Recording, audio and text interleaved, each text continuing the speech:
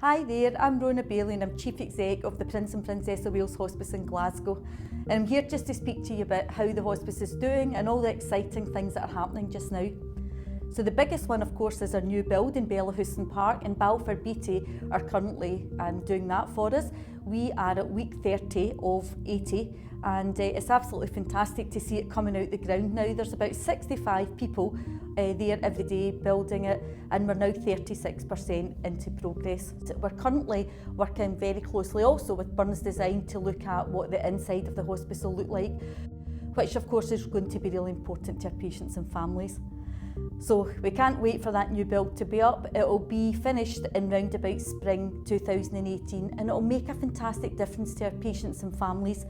We have about 1,200 new referrals every year to the hospice, mainly from about age 18 upwards, but one of the initiatives that we are planning at the moment is to lower our age to age 16 and transition young people over to the adult hospice.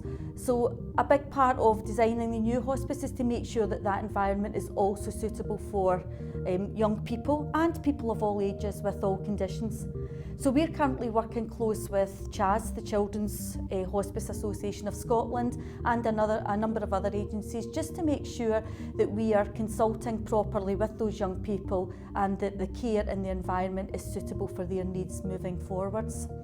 Another exciting initiative and very important at Glasgow's Hospice just now is the Butterfly service, and that's a tailor-made children's bereavement service for young people aged 2 to 18. This children's bereavement service is big lottery funded, and we're very, very grateful for their support. And in the last 5 years we've seen 700 children and young people, and what we want to do is just to build on that and make sure that the children and young people in our geographical area are well cared for, because obviously children and young people will grieve differently from adults.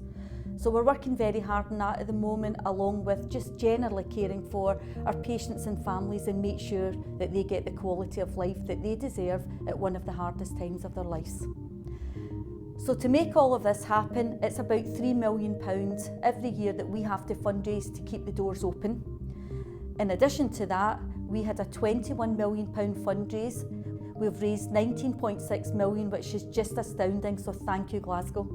And we've got 1.4 million still to raise before next spring. So what we're asking you is to keep on that journey with us, please. You've supported us so well to date, and we still have to raise the last 1.4. But what's most important in our minds is that every single day we have to keep our doors open, and we have to give those 1,200 new patients and families the care that they really deserve.